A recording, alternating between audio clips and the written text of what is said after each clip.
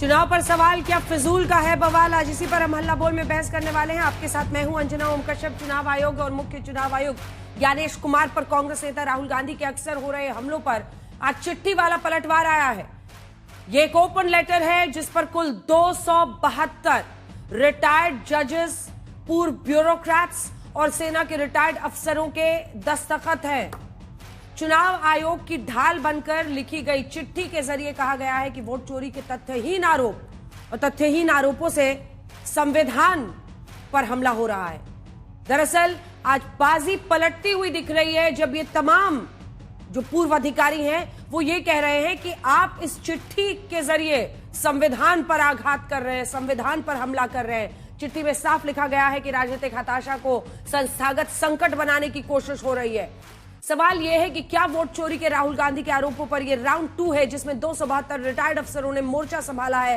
दिलचस्प है कि राहुल गांधी अपने वोट चोरी के आरोपों को लेकर जेनजी का साथ चाहते हैं। 18 सितंबर को कथित वोट चोरी का प्रेजेंटेशन देने के बाद राहुल गांधी ने एक्स पर पोस्ट करके लिखा था, देश के युवा, देश के स्टूडेंट्स, देश की जेन जी संविधान को बचाएंगे, लोकतंत्र की रक्षा करेंगे, वोट चोरी को रोकेंगे।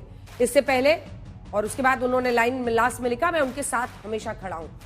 इससे पहले उन्होंने जेनजी शब्द का इस्तेमाल नहीं किया था। नेपाल में जो हिंसा हुई है जेनजी आंदोलन को लेकर, उसके बाद उन्होंने इस शब्द का इस्तेमाल शुरू किया। जेनजी का तो नहीं पता, लेकिन 272 रिटायर्ड अफसरों ने चुनाव आयोग के समर्थन में चिट्ठी लिख दी है और एक सबसे बड़ा इस पर मैंडेट अगर आया है तो वो बिहार से आया है, क्योंकि बढ़ चढ़कर मतदाता जब सड़कों पर निकला, जब वो बूथ तक पहुंचा अपना वोट डालने के लिए, तो उसने कहा कि इस व्यवस्था में मुझे भरोसा है। सवाल यह है कि बिहार में हार के बावजूद राहुल गांधी की वोट चोरी का मुद्दा कहां जा रहा है? चुनाव पर राहुल का सवाल है, लेकिन क्या ये फिजूल का बवाल है?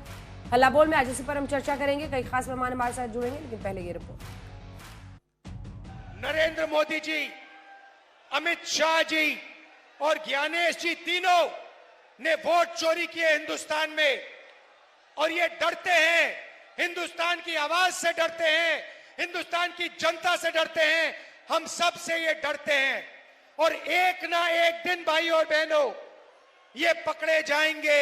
सबूत हमने सामने रखा है, ये भाग के कहीं नहीं जा सकते। बिहार के चुनाव में नरेंद्र मोदी और अमित शाह के साथ साथ मुख्य चुनाव आयुक्त ज्ञानेश कुमार के खिलाफ राहुल गांधी के तेवर कुछ ऐसे ही थे। वोट चोरी के आरोपों पर राहुल गांधी ने मानो आसमान सिर पर उठा रखा था। कभी एटम बम के नाम पर तो कभी हाइड्रोजन बम के नाम पर, बार बार निशाने पर चुनाव आयोग था। यह है सबूत कि ज्ञानेश कुमार जी वोट चोरों की रक्षा कर रहे हैं, और यह ब्लैक एंड व्हाइट सबूत है, इसमें कोई कंफ्यूजन नहीं है। इलेक्शन कमिश्नर पर कोई भी केस नहीं किया जा सकता है। आप जानते हो कि हिंदुस्तान का कोई भी court, high court, supreme court उन पर केस नहीं कर सकता है। आप जानते हैं कानून कब बना? जानते हो 2023 में ये कानून बना। ये कानून 2023 में क्यों बना? क्योंकि नरेंद्र मोदी और अमित शाह ये चाहते हैं कि इलेक्शन कमीशन के खिलाफ कोई कार्रवाई नहीं कर पाए, क्योंकि इलेक्शन कमीशन उनकी मदद कर रहा है, उनके साथ वोट चोरी कर रहा है। राहुल गांधी के आरोपों पर चुनाव आयोग का जवाब था, सबूत दो नहीं तो माफी मांगो। हलफनामा देना होगा या देश से माफी मांगनी होगी, तीसरा विकल्प नहीं है।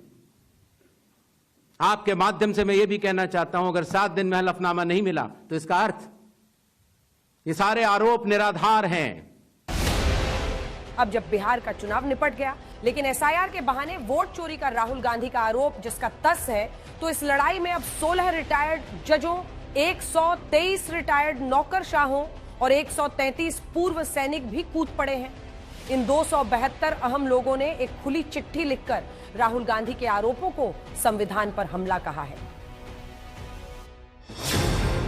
ऐसी तीखी बयानबाजी भावनात्मक तौर पर भले ही असरदार लगे, लेकिन जांच में टिक नहीं पाती, क्योंकि चुनाव आयोग ने अपनी एसआईआर के तरीके को सार्वजनिक किया है। अदालत से मान्य तरीकों से सत्यापन कराया है, अयोग्य नामों को नियमों के अनुसार हटाया है और नए योग्य मतदाताओं को जोड़ा है। इससे संकेत मिलता है कि ये आरोप दरअसल राजनीतिक हताशा को संस्थागत संकट का रूप देने की कोशिश मात्र है। चुनाव में हार को साजिश बताने की चाल पर चिट्ठी में सवाल उठाया गया। इस प्रक्रिया का विरोध कोई सिरफिरा ही कर सकता है, क्योंकि जो भाषा बोली जा रही है कि हम एटम बम फोड़ देंगे, हम हाइड्रोजन बम फोड़ देंगे, ये भाषा भी बमों वाली भाषा आतंकी ही बोलते हैं। इसी के विरोध में ये पत्र लिखा गया। This is not done. You are targeting constitutional bodies, and why should Rahul Gandhi cry about it? He should look his past. ये चिट्ठी ऐसे समय में आई है जब बिहार के बाद 12 राज्यों में जारी एसआईआर की प्रक्रिया को रुकवाने के लिए केरल जैसे राज्य सुप्रीम कोर्ट पहुंचे हैं। मंगलवार को ही राहुल गांधी ने इन 12 राज्यों के अपने नेताओं के साथ विरोध की रणनीति तैयार की थी। अब ये चिट्ठी कांग्रेस को राजनीतिक चाल लग रही है। देखिए, ये तो चिट्ठी लिखवाई गई है सरकार के द्वारा और मैं समझता हूँ उसमें ज़्यादातर ऐसे लोग हैं जो किसी न किसी एम्प्लॉयमेंट की तलाश में है, रोज़गार की तलाश में है कि सरकार की तरफ से कुछ उनको असाइनमेंट मिल जाए। अब 140 करोड़ से ज्यादा देश के आबादी में 272 ये कौन से प्रतिष्ठित लोग हैं, मुझे तो नहीं पता कितने प्रतिष्ठित हैं, लेकिन हाँ, ये पोस्ट रिटायरमेंट बीजेपी के एम्प्लॉयमेंट एक्सचेंज में आवेदन करता जरूर लग रहा है। वोट चोरी का आरोप कांग्रेस को बिहार में सत्ता तो नहीं दिलवा सका, लेकिन कांग्रेस पीछे हटने को तैयार नहीं, जबकि अब इस पर सवाल सिर्फ बीजेपी का नहीं बल्कि 272 अहम रिटायर्ड सिविल सोसाइटी मेंबर्स का भी है। ब्यूरो रिपोर्ट, आज तक।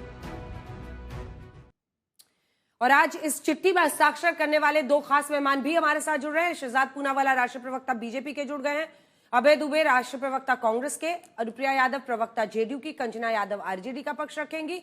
अशोक सज्जनहार जी हमारे साथ जुड़ रहे हैं जो कि पूर्व राजनयिक हैं, चिट्ठी पर दस्तखत करने वाले रिटायर्ड आईएफएस आप उन्हें कह सकते हैं।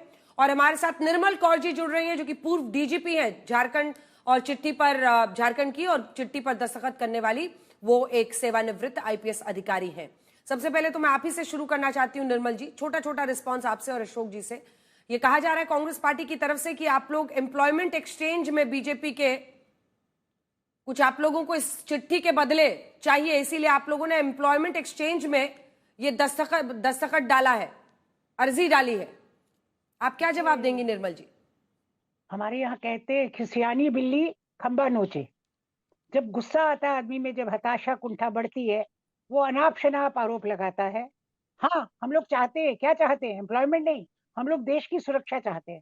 हम नहीं चाहते कि देश की सुरक्षा से अपनी जो सॉवरेंटी है, संप्रभुता है जो हमारी, उससे कोई कॉम्प्रोमाइज हो। हम सभी ये चाहते हैं कि जो हमारी सुरक्षा है वो पूर्ण रूप से देश की सॉवरेंटी सिक्योरिटी बनी रहे। ये हमारा बेसिक एम है, बेसिक उद्देश्य यही है, मूल उद्देश्य यही है। और हम लोग उन सब प्रशासनिक अनुभवी है, पदाधिकारी है, सब देख रहे हैं, पूरा देश देख रहा है जिस तरह से राहुल गांधी जी संस्थाओं को अटैक कर रहे हैं, जिस तरह से वो जेन ज़ी को भड़का रहे हैं।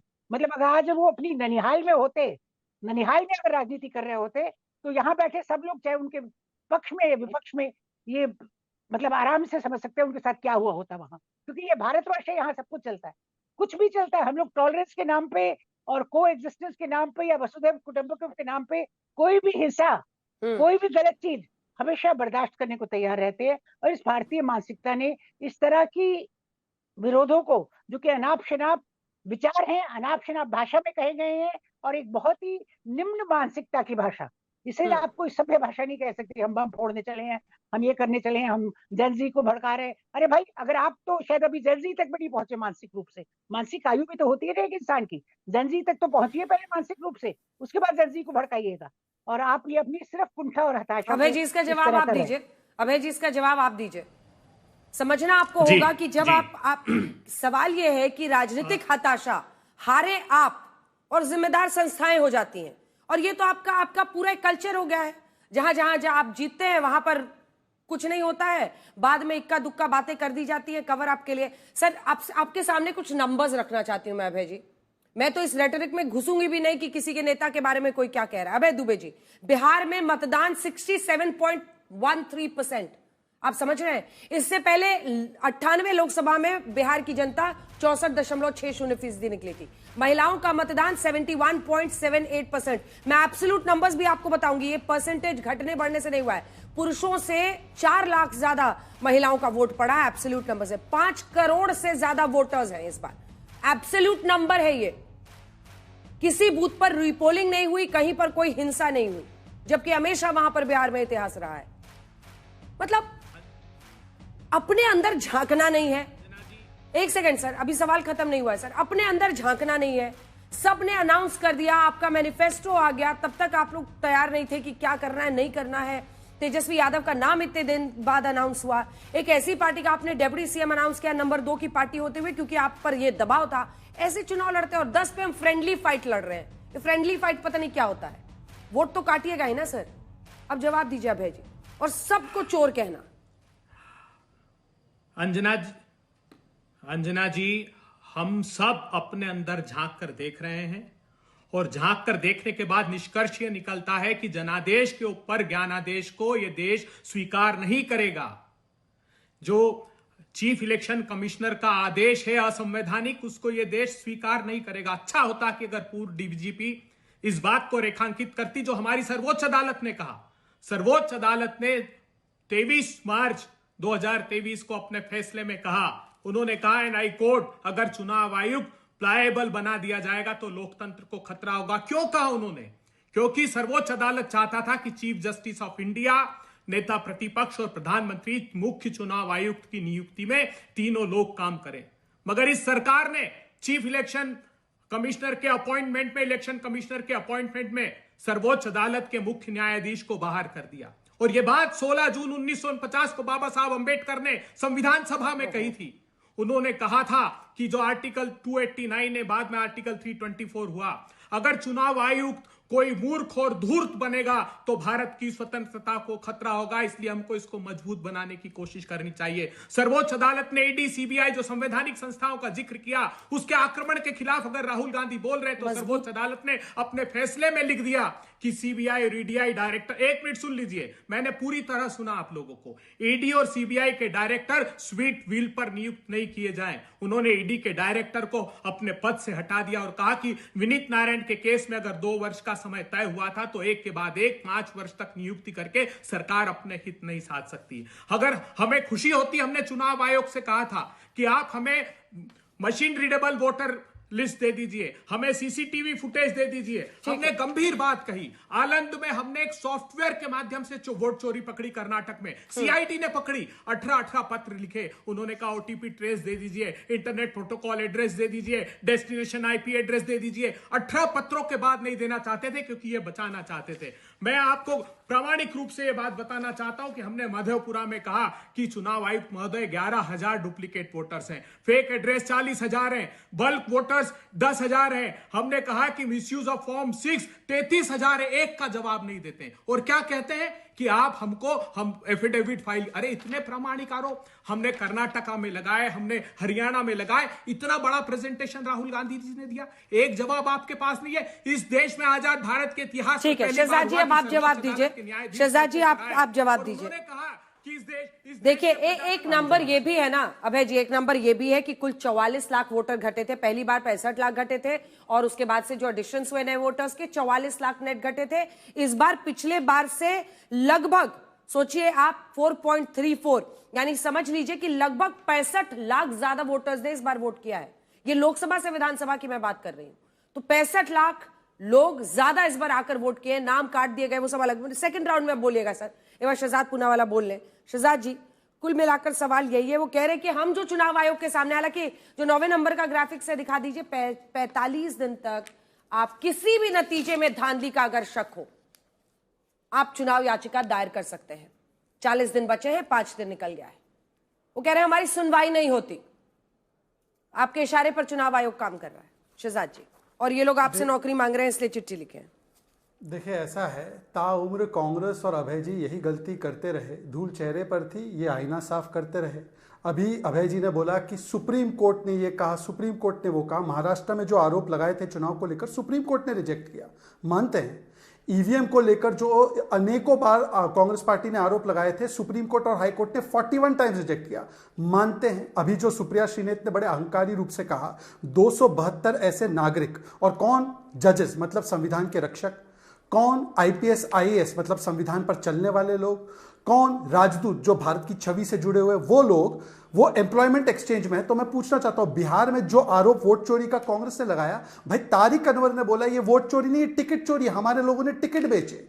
हरियाणा में जो आरोप लगाया वो सारे तो कैसे ध्वस्त हो गए, परंतु कुमारी सैलजा ने बोला कि हम लोग हुड्डा जी की वजह से आ रहे। तो क्या ये भी एम्प्लॉयमेंट एक्सचेंज में खड़े? ये सुप्रिया श्रीनेत इसका जवाब दे दे। अब आते हैं अगले विषय पर, जो आज का विषय है। अंजना जी, आज दो बिंदु मैं उठाना चाहता हूं, और देखिए कितना झूठ बोलते हैं, वो उसी से सामने आएगा। यही सुप्रिया श्रीनेत जिसकी आपने बाइट चलाई, इनका एक तर्क है, लॉजिक है। ट्वीट करके कहा कि ईवीएम, अभी बहुत दिनों बाद ईवीएम वापस आई है, वैसे अंजना नोट करना, 122 की सेटिंग हुई। इनका आधार क्या है कि सम्राट चौधरी, नीरज सिंह, विजय कुमार सिन्हा और वीरेंद्र कुमार जी, हमारे 4 जो लोग जीते एनडीए से, उनका जो जीतने का आंकड़ा था वो 1,22,000 समथिंग था। तो ये उन्होंने बोला कि इसका मतलब ये है कि ईवीएम में 122 वाला जुगाड़ किया। तो मैंने बोला चलिए तेलंगाना चेक करते हैं।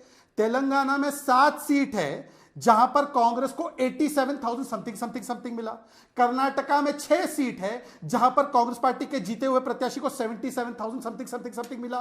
पंजाब में 8 सीट है जहां पर जीतने वाले आम आदमी पार्टी के प्रत्याशी को 53,000 समथिंग मिला। हिमाचल प्रदेश में 10 सीट है जहां पर कांग्रेस के विनिंग प्रत्याशी को 28,000 समथिंग मिला। मतलब कि केवल आकर आरोप निराधार लगाना है, कोई प्रमाण नहीं देना। अब दूसरे वाले पे आते, क्योंकि कंचना जी बहुत दिनों के बाद आई है, वो चुनाव के नतीजे वाले दिन पर नहीं दिखी। फिर रोहिणी जी ने जिस प्रकार से बातें रखी, तो महिला सशक्तिकरण की बातें करने वाली वो रोहिणी जी के लिए भी कुछ नहीं बोल पाए। रमीश की मजबूरी थी तो रमीश को बचाते रहे, पर कोई नहीं। आज जगदानंद सिंह ने एक आरोप लगाया है। जगदानंद सिंह ने बोला कि ईवीएम में, अंजना नोट करना, 25,000 वोट प्रीलोड होते हैं। अब अंजना जी, आप किसी भी व्यक्ति से पूछे, एक ईवीएम में औसतन 3,000 से 4,000 वोट से ज्यादा पड़ते नहीं, क्योंकि वो ईवीएम एक एक बूथ की होती है। ईवीएम जब खुलता है तब वहां पे कांग्रेस का या जो भी प्रत्याशी, ऑपोजिशन का, पक्ष का, विपक्ष का, सब बैठे होते, साइन करते कि इसमें कोई वोट नहीं है। जब वोट खत्म होते तो फॉर्म 17C पर साइन करते, और ईवीएम रैंडमाइज होकर डिस्ट्रीब्यूट होती है। मतलब कि किसी अधिकारी को यह नहीं पता कि ए ईवीएम कौन सी जगह पे जाएगी, बी ईवीएम कौन सी जगह पे जाएगी। अब मैं स्पेसिफिकली पूछना चाहता हूं, कंचना जी बहुत इधर उधर जाएंगी, अभय जी बहुत इधर उधर जाएंगे, मैंने उनको आरजेडी के लगाए गए आरोप पर मुझे जवाब चाहिए कि कहां से ये 25,000 वोट लोड हुए। ये वही वाले आरोप है जो 25,000। आनंद की भी बात हुई, सुबह सुबह प्रेस कॉन्फ्रेंस की 12 बजे राहुल जी ने कि आनंद में 6,000 वोट डिलीट, और शाम को 6 बजे मैं अंजना जी के शो पे आया तो यू टर्न करते हुए बोला अटेम्प्ट टू डिलीट था, और पता चला कि उस समय पर बीजेपी की सरकार थी। बीजेपी की सरकार ने एक उसमें सीआईडी का केस करवाया था और इलेक्शन कमीशन केस करने वाला था। तो मुझे लगता है कि निराधार आरोप लगाना, उनसे पूछ लीजिए ईवीएम सही है या ईवीएम गलत है। मैं पूछूंगी, मैं आ रही हूं कंचना जी और अभय जी, मैं आ रही हूं कंचना जी आपके पास आ रही हूं। अशोक जी, मैं अब आपको लाना चाहती हूं। देखिए ये समस्या तो बहुत गंभीर है, बहुत गंभीर है, और जितने भी रिपोर्टर्स ऑन ग्राउंड थे जो अलग अलग पार्टियों की बीट कवर करते हैं, और मुझे लगता है कंचना जी भी इस बात से सहमत होंगी, ऑफ रिकॉर्ड इनके कई पार्टी के नेता बताते थे कि वोट चोरी वाला जो मामला है वो जमीन पर तो टिका नहीं, और इनको सबसे ज्यादा अगर लॉस हुआ तो 10,000 रुपए जो ये महिलाओं को दिए गए थे उसकी वजह से लॉस हुआ। इन बातों पर तो आप बहस कर सकते हैं, लेकिन हारने के बाद संस्थाओं पर सारा दोष मढ़ देना, और अब तो आप पर दोष मढ़ा जा रहा है कि आप लोगों ने इंटेंशन के साथ ये चिट्ठी लिखी है। अशोक जी। जी देखिए, जो ये दोष लगाते हैं तो मैं तो समझता हूं ये जो आरोप लगा रहे हैं ये इतना ओछा आरोप है that I don't want to dignify it by responding to it, क्योंकि मेरे विचार से कोई भी ऐसा इसमें नहीं है।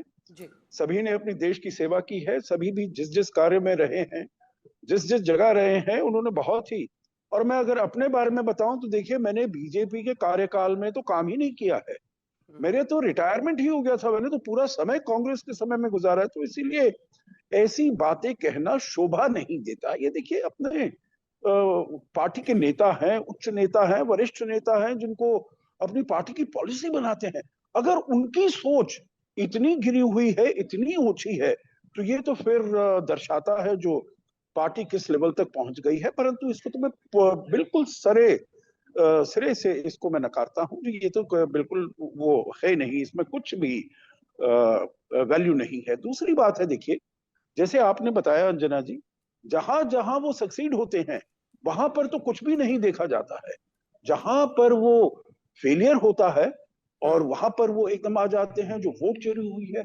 परंतु असल में दो चीजें हैं इसमें। अगर इसमें कुछ दम होता तो वहां की जो जनता है वो देखती, वहां पर ना तो एसआईआर का ना वोट चोरी का किसी का कुछ भी ट्रैक्शन नहीं हुआ है। अगर कुछ होता तो जरूर वहां से कुछ आवाज उठती, बिल्कुल नहीं है। दूसरी बात है, देखिए हर एक चीज की, जो अभी एक वक्ता बोल रहे थे, हर एक चीज की एक प्रक्रिया होती है। आपने किसी ने अगर कोई क्राइम किया है उसके विरुद्ध आप कुछ करवाना चाहते हैं, आपको जाकर एफआईआर लिखवानी पड़ेगी, आपको कुछ ना कुछ एप्लीकेशन देनी पड़ेगी, एफिडेविट देना पड़ेगा। अब ये इलेक्शन कमीशन का जो भी हमारा इलेक्शन रूल है उसमें ये एक काम करने की प्रक्रिया है, जिसमें आप जाइए, खाली आप यहां से बोल दें 1000 ये वाले चोरी हो गए, 11,000 वहां चोरी हो गए। अरे आप 1000 और 11,000 को छोड़ दीजिएगा, आप एक का वो ले लीजिएगा, एक का एफिडेविट आप करके दे दीजिएगा, उसके ऊपर आप रिजल्ट देख लीजिएगा। अगर एक भी खराब हो जाता है, यहाँ तो एसआईआर में आप कह रहे थे इतने हमारे लोगों को निकाल दिया गया, एक भी सामने नहीं आया। अब इससे तो आपके वो बिल्कुल भी वो नहीं, आपकी बात में ठीक है कंचना जी, ऐसे ये अधिकारी है, बिल्कुल। हाँ, जल्दी कंक्लूड करें सर, एक सेकंड में कंचना जी, जल्दी। मैं आखिरी चीज ये कहना चाहता हूँ, देखिए क्योंकि मैं विदेश सेवा से हूँ और विदेश सेवा में हम ये कहते हैं, जो भारत का अगर पूरे विश्व में सबसे ज्यादा अगर डंका माना जाता है तो वो है जो हमारा जो लोकतंत्र है, बहुत ही सशक्त है, बहुत डायनामिक है, बहुत रोबस्ट है। अगर ये आप लेकर जहां भी पूरे विश्व में जाते हैं और इसके बारे में इसको नीचे दिखाने का प्रयास करते हैं, ये कहते हैं नहीं हम अपने देश के बारे में नहीं कह रहे, हम सरकार के बारे, नहीं, ये आप देश की डेमोक्रेसी को आप डिफेम कर रहे हैं, आप उसको नीचे दिखाने का प्रयास कर रहे हैं। और मेरे विचार से ये समय है जब पूरे विश्व में इतना उथल पुथल हो रहा है, हम सब साथ में मिलकर आना चाहिए, साथ में काम करना चाहिए, देश को सशक्त करना चाहिए, न कि अपनी सारी एनर्जी ऐसे बातों में जिनका कोई। कंचना जी, यही सवाल मैं आपके पास लेकर आना चाहती हूँ, क्योंकि देखिए हमने सीटें भी निकाली हैं, हर तरह की सीट, जिसमें सबसे ज्यादा वोट ज्यादा कटे, जिसमें सबसे कम वोट कटे, कम वोट जो कटे उसके साथ मैं शुरुआत करना चाहती हूँ। 5 सीटें हमने ऐसी ली हैं। दरभंगा, वहां पर 2859 वोट कटे थे, वहां पर सोचिए बीजेपी की जीत हुई है 24,000 से ज्यादा वोट से। आप कितने वोट कटे और विक्ट्री मार्जिन देखिए। फिर हमने निकाला है चनपटिया की सीट, जहां पर वो मनीष कश्यप खड़े हुए थे, उन्होंने काफी भूमिहार वोट काटा है जनसुराज वाले, वहां पर कांग्रेस पार्टी जीती और कांग्रेस पार्टी 602 वोट से जीती। फिर आप निकाल लीजिए बेतिया की सीट, जहां पर 22,000 के मार्जिन से बीजेपी जीती, 6,000 वोट कटे थे। डेहरी, जहां पर 6,000 वोट कटे थे, 35,000 से एलजेपीआर जीता। मतलब वही एवरेज जो इनका पूरा स्टेट वाइज एवरेज है 80% सीटों का, वही इसमें भी दिख रहा है, 4 आउट ऑफ 5। ऐसा ही जहां पर सबसे ज्यादा वोट कटे, वो वाली सीट दिखा दीजिए, ये देखिए 56,000 औसतन, यहां पर 40 से लेकर 56,000 तक वोट कटे, उसमें भी एक कांग्रेस पार्टी जीती है, बाकी में उनका वही सेम रेशियो है जो फाइनल रिजल्ट्स में है। ऐसे ही 5 विधानसभा जहां पर सबसे ज्यादा वोटर जुड़े हैं, वो भी हमने निकाला, उसमें भी आप देखिए, जहां पर आप देखेंगे जितना लगभग 4 सीटें उनकी हैं और 1 सीट कांग्रेस पार्टी की है। देखिए, रोने को तो कोई भी रो सकता है बाद में, लेकिन एग्जाम की तैयारी करनी पड़ती है। एग्जाम की तैयारी में शुरू में वोटर अधिकार यात्रा निकला, दोनों साथ दिखे, लेकिन उसके बाद से मतभेद दिखे, सीएम अनाउंस होने में लेट हुआ, उसके बाद से 10 सीटों पर फ्रेंडली फाइट करेंगे एक साथ आप लोग अनाउंस कर रहे हैं। जब हम लोग पूछते थे तो आप लोग छोड़िए, आप लोग देखने दीजिए। मतलब कब तक दूसरे पर दोष मढ़ेगी ये पार्टियां जो अच्छा नहीं कर रही हैं? पिछली बार आप ही की पार्टी ने इतनी अच्छी परफॉर्मेंस की थी। देखिए अंजना जी, मुझे लगता है कि आपने हाँ कितना वोट जुड़े, कितना वोट घटे, ये सब बातें तो कर लीजिए। जहां तक बात यहाँ पर संस्था की हो रही है, संस्थाओं पर चोट कर रहे हैं राहुल गांधी जी और अपोजिशन, तो मुझे पूरी तरह से याद है कि 2018 में ही चीफ जस्टिस ऑफ इंडिया के खिलाफ सुप्रीम कोर्ट के जो सीनियर जजेस बाहर आए थे, अनप्रेसिडेंटेड उन्होंने प्रेस कॉन्फ्रेंस किया। कभी किसी जजेस ने ऐसे प्रेस कॉन्फ्रेंस नहीं किया था और उस आरोप भी लगाया कि सरकार के को लेकर ये लोग पक्षपाती है, साथ में लेकर चलते हैं, इंटरफेरेंस होता है। अपने ही चीफ जस्टिस ऑफ इंडिया के खिलाफ जजेस निकले थे, तब तो संस्थाओं पर कोई हमला नहीं हो रहा था क्योंकि जजेस कर रहे थे। आज पहले तो लगा कि मुझे कौन है ये लोग जिन्होंने लेटर लिखा है, लेकिन सुनने के बाद शायद आपको ऑडियंस को भी, सबको, हम सबको क्लियर हो गया कि आखिर में इन्होंने कहा, इन्होंने क्यों लिखा है वो लेटर। और जब ममता बनर्जी जी का आपने ट्वीट पढ़ लीजिए, वो बताती है कि 28 BLO जो है वो आत्महत्या कर लिए, उनका डेथ हो गया प्रेशर में। तो मुझे लगता है ये जो जितने भी लोग हैं ना, जो भी राहुल गांधी जी पर लेटर लिख रहे हैं, इनको एक काम करना चाहिए इलेक्शन कमीशन को कि इनको BLO बनाकर भेज दे ग्राउंड पर। BLO बनाकर इनको उसी पेमेंट के आधार पर दिन रात 2 महीने के अंदर काम करवाए,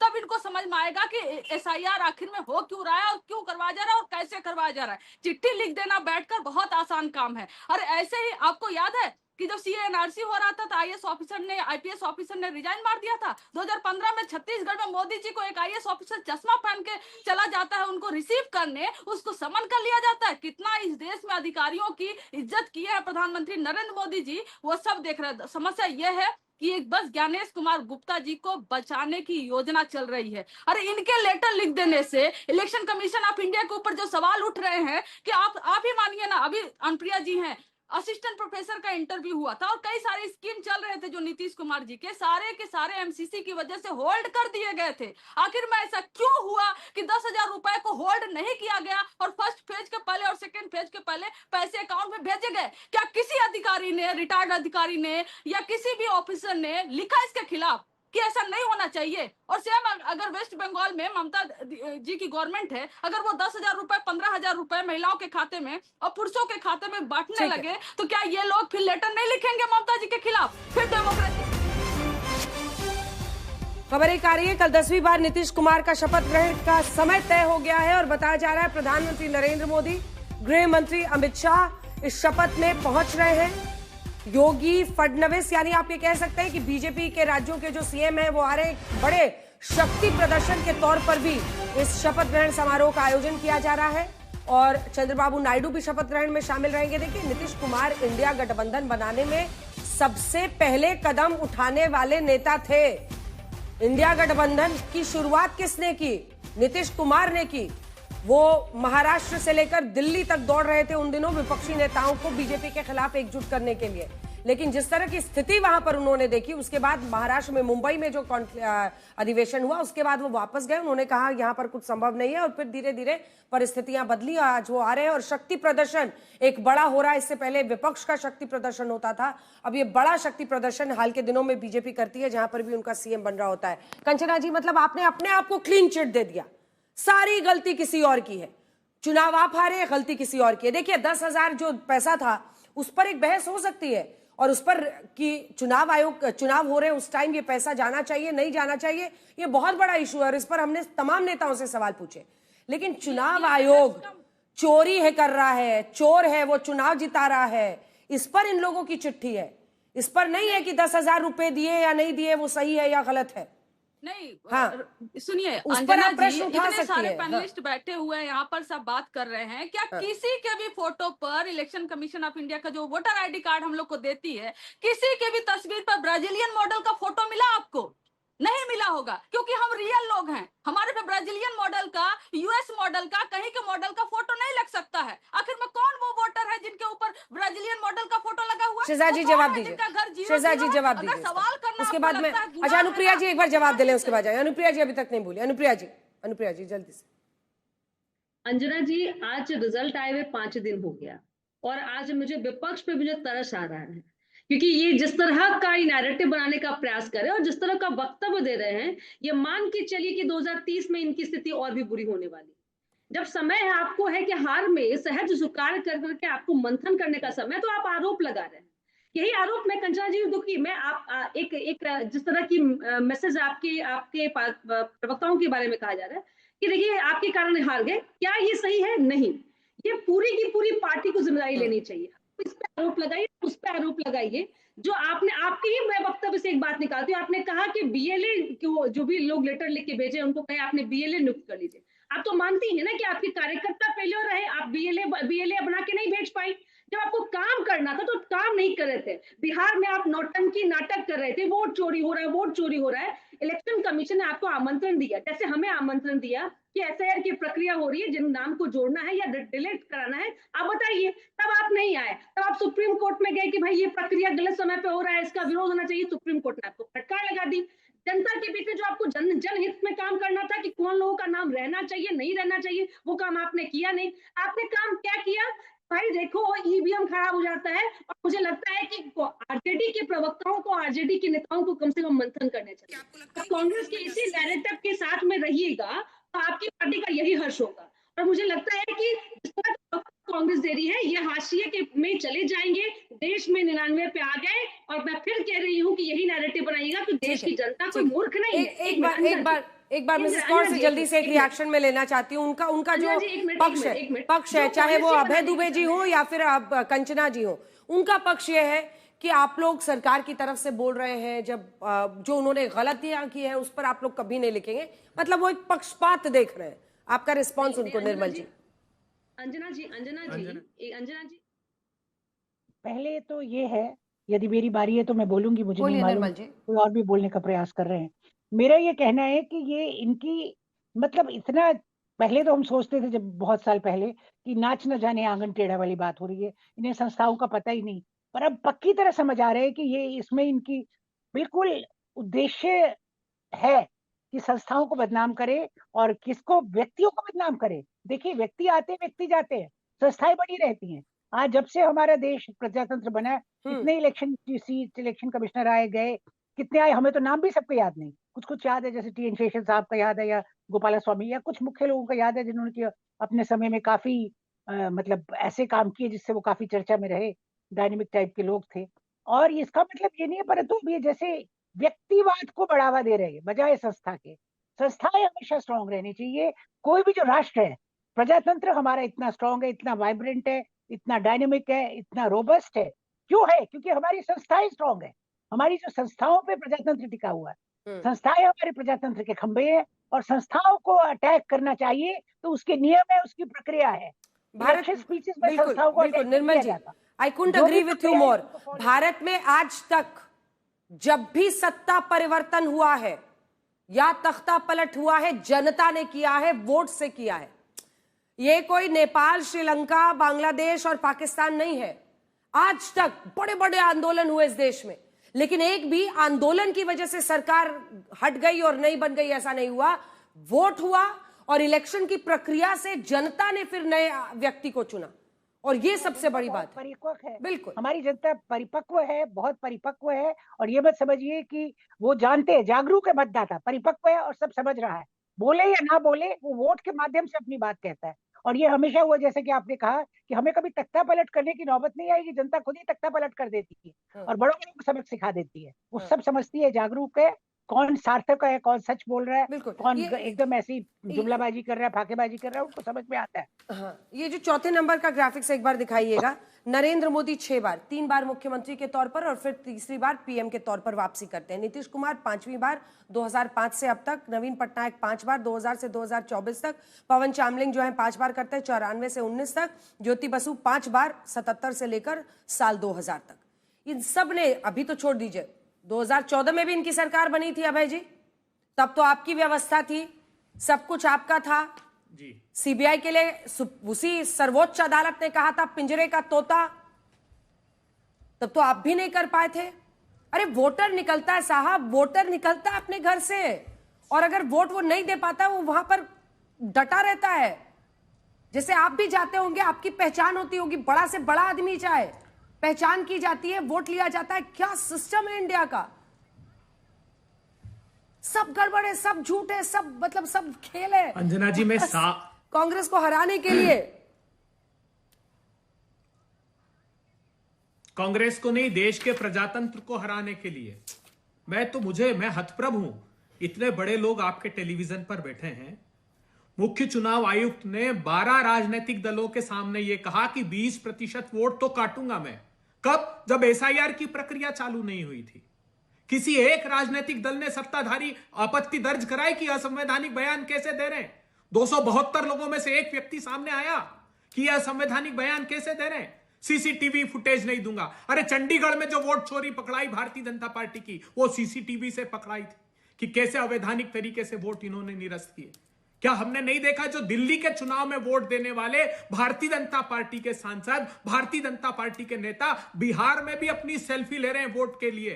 तो जो कहते थे ज्ञानेश कुमार कि जो पलायन कर गए उनको अधिकार नहीं बिहार में वोट देने का, असंवैधानिक वक्तव्य, वो कैसे फिर अलाउ कर दिया उन लोगों को? आपने बहुत अच्छा प्रश्न खड़ा किया 10-10 हजार रुपए का। अशोक गहलोत जी ने पत्रकार वार्ता में कहा कि यही चुनाव आयोग राजस्थान के चुनाव में कहता है जो सालों से परंपरा भारतीय जनता पार्टी और कांग्रेस की थी कि दिवाली के समय में शासकीय कर्मचारियों को एक बोनस बांटने की, उसको रोक दिया कि चुनाव के समय नहीं दे सकते हैं, और चुनाव के एक दिन पहले अनुमति दी इन लोगों ने। मैं उस पर नहीं जाना चाहता, एक गंभीर बात और कही इन 272 लोगों ने। आज इन 2 लोगों से जवाब लीजिएगा। इन्होंने कहा कि भारतीय सेना के संदर्भ विषय पे भी राहुल गांधी जी बोल रहे हैं। राहुल गांधी जी ने ऑपरेशन सिंदूर पर सवाल खड़े किया, उनका नैतिक दायित्व है भारत मां की भूभागी अस्मिता की रक्षा करना। क्या सीडीएस चौहान ने सिंगापुर के इंटरव्यू में नहीं कहा कि हमारे विमानों का नुकसान हुआ है, 2 दिन ऑपरेशन सिंदूर रोक दिया गया? क्या इंडोनेशिया में भारत के डिफेंस अटैचे शिव कुमार ने यह नहीं कहा कि हमारे राजनीतिक नेतृत्व ने हाथ बांध दिए थे, पाकिस्तान के मिलिट्री इंस्टॉलेशन पे हमको अधिकार नहीं था कि हम आक्रमण कर सके, इसलिए हमारा नुकसान हुआ? तो इलेक्ट्रोमैग्नेटिक स्पेक्ट्रम मैनेजमेंट से हमारी सेना का, भारत का नुकसान हुआ। अगर ये राहुल गांधी कहते तो वो भारत के खिलाफ कैसे हो गया? तो इससे ये प्रतीत होता है कि ये जो 272 लोग हैं ये भारतीय जनता पार्टी की सरकार के पक्ष में खड़े हुए हैं। आप देश के पक्ष में खड़े सारे के सारे सर, सारे आपके खिलाफ है। ये 272 लोग, चुनाव आयोग, सब जो आपको कहना है, सारे दोषी हैं। आप लोग बस पाक साफ है, आपको जनता बहुत पसंद करती है। अरे सर, हम तो कह रहे हैं आपकी सरकार बन रही थी बिहार में, ये तो ज्ञानेश कुमार की वजह से सरकार नहीं आपकी बन गई, आपके मुख्यमंत्री बनने वाले थे। ठीक है सर, आप ही की बात सही है। आपके पास है ठप्पा, किसी के माथे पे जड़ दीजिए, आप मॉरल हाई ग्राउंड ले लीजिए, आप कुछ कहना है कह दीजिए। सवाल यह है कि झांकना तो पड़ेगा, आज झांकिए, कल झांकिए, जब भी झांकिए, झांकना तो पड़ेगा। जवाब दीजिए शहजाद जी।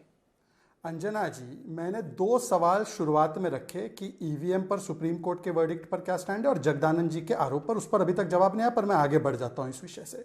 अभी उन्होंने कहा सेना के ऊपर कौन सा वक्तव्य दिया? भाई, सुप्रीम कोर्ट ने बोला कि सेना की पिटाई होती है, ऐसा राहुल गांधी ने जो कहा, कोई भारतीय ऐसा बयान नहीं देता है।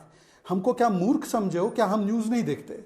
आप आकर यहां पर स्पिन डॉक्टरिंग करेंगे और हम मान जाएंगे। सुप्रीम कोर्ट ने कहा है एलओपी के लिए। दूसरी बात, उन्होंने कहा कि 20% वोट कट करेंगे, फलाने ने कहा, दिमकाने ने कहा।